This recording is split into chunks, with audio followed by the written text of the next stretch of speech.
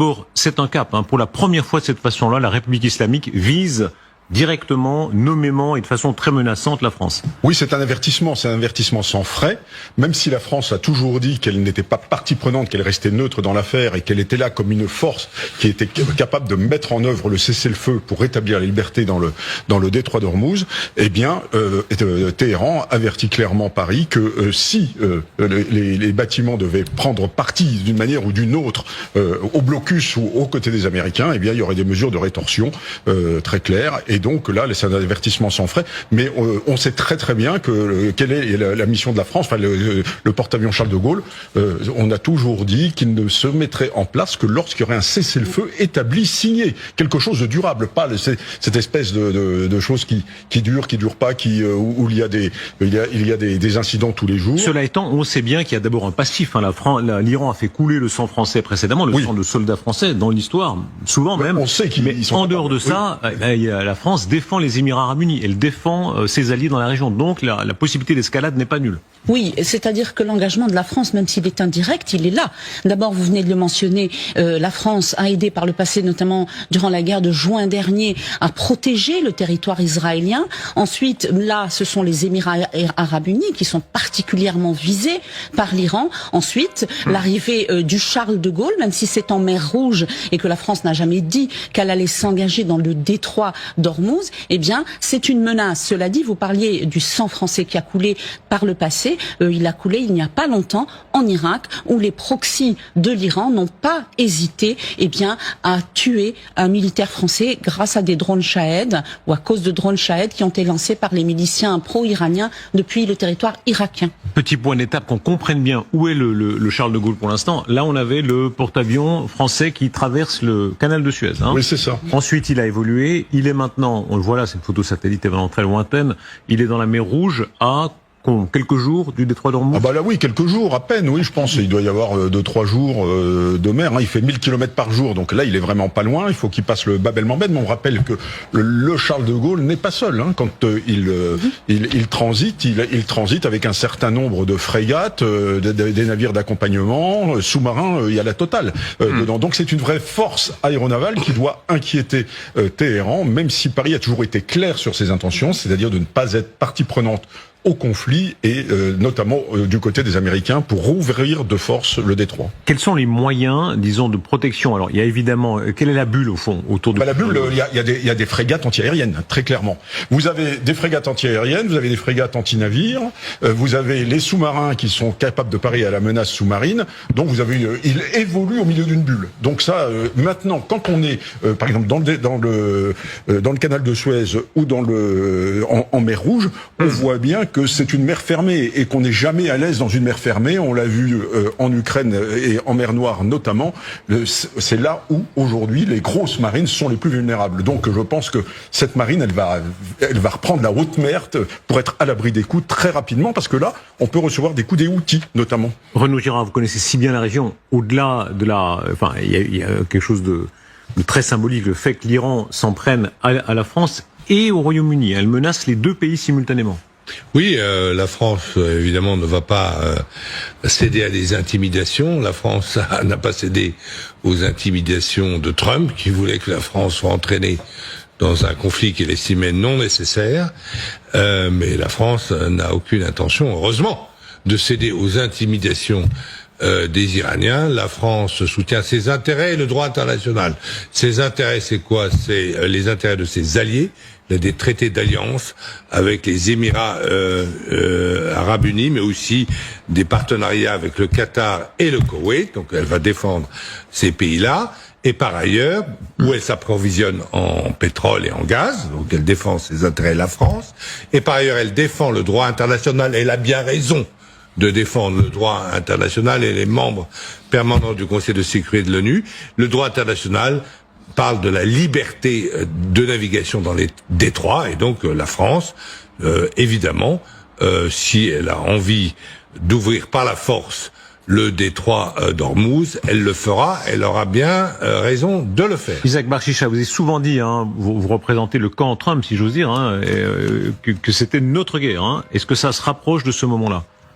La France qui depuis des mois commente, parle avec l'Iran et envoie un porte-avions dans la région qui se rapproche du détroit d'Ormuz maintenant, n'a pas voulu jusqu'à présent prendre part à ce conflit, prétextant que ce n'était pas sa guerre, prétextant que Trump n'avait pas prévenu Macron de cette opération militaire, se retrouve maintenant un peu face à une situation douloureuse, parce que on rappelle quand même que la France a reçu plusieurs menaces directes ou indirectes, et là c'est l'une des plus directes récemment, mais Sophia le disait il y a quelques minutes, c'est les intérêts français en Irak qui ont été attaqués, c'est 2 morts soldats de la FINUL français qui sont morts dans les mains du Hezbollah, qui on sait est le proxy de l'Iran.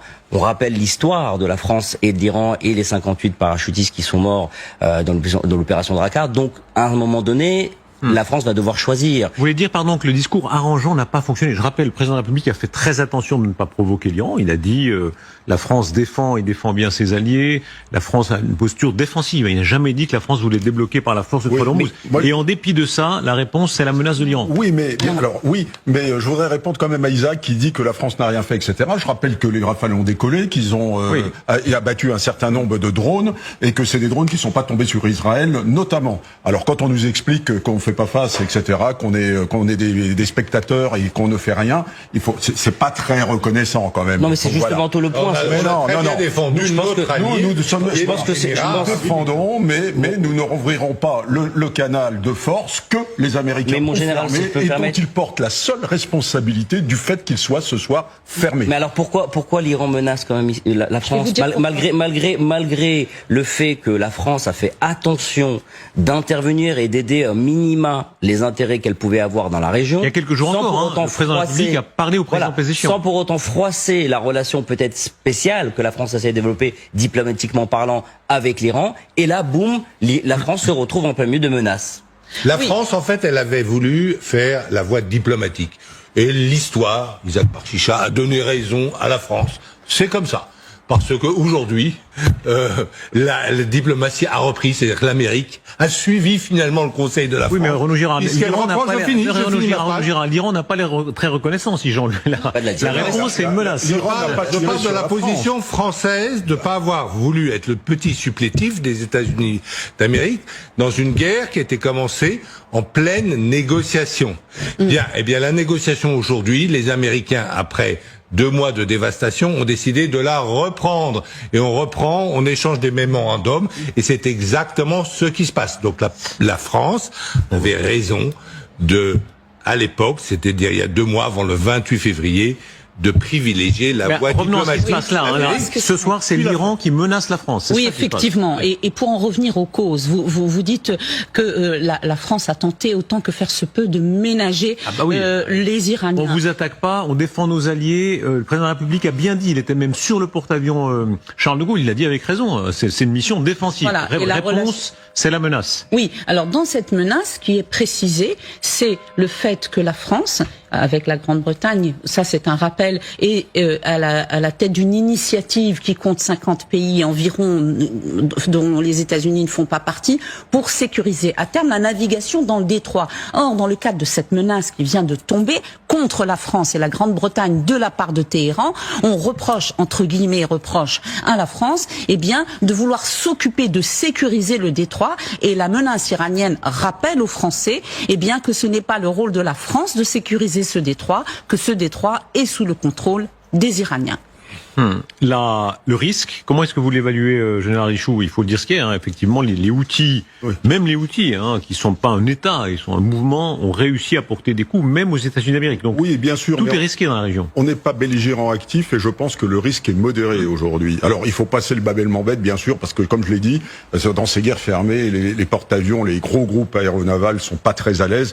Il faut repartir dans l'océan Indien, très au large, mais il y a peu de chances, effectivement, que l'Iran tape directement la flotte française, qui n'est pas une flotte française. Aussi, il y a des alliés, il y a les Pays-Bas, il y a le Royaume-Uni, etc. Enfin, il y a du monde. Il y a des Français dans la région. L'Iran a tué déjà, ou un proxy de l'Iran a tué un Français en Irak. Oui. Elle a bombardé, l'Iran a bombardé aussi un hangar, c'était aux Émirats Arabes Unis. Aux Émirats Arabes Unis, effectivement, où se trouvait une base commune. Il y a eu des incidents, mais quand on fait de la géopolitique, on ne déclenche pas une guerre parce qu'il y a eu 2 incidents. on est quand même plus prudent que ça. Et là, je suis d'accord avec Renaud, il aurait mieux valu, pour en arriver là où on en est aujourd'hui, commencer à négocier en février pour ça aurait évité des dégâts, plutôt que de négocier en position de faiblesse 3 mois après. Le fait qu'une milice chiite est attaquée en Irak, une obscure milice chiite est attaquée en Irak, un obscur point d'ancrage français près de Erbil, à l'ouest d'Erbil, ne veut pas dire que les autorités iraniennes se soient réunies à Téhéran, ont décidé on va faire la guerre à la France. Non, c'est un incident qui concerne des milices qui sont pas vraiment tenues. Enfin, l'incident, c'est un mot. Ouais. Alors Non, moi, Gérard, c'est un mot français. Oui, c'est un mot français, mais vous croyez vraiment, attendez, Darius, vous croyez vraiment que la décision de dire qu'il y a une décision prise à Téhéran, qu'il y avait d'autres chats fouettés à l'époque qui étaient bombardés, de dire à une milice vous allez attaquer ces postes perdus dans Erbil. Bien sûr que non, il y a des incidents. Renaud, dans une région qui est en ébullition, il y a des incidents. Non, mais Renaud, il faut pas monter en épingle ces incidents. Non, mais si je peux me permettre, Renaud, quand même, parce que moi je l'ai dit souvent, l'image et l'honneur des militaires américains. Moi, j'ai du mal à accepter que les militaires français soient pratiquement tombés en vain.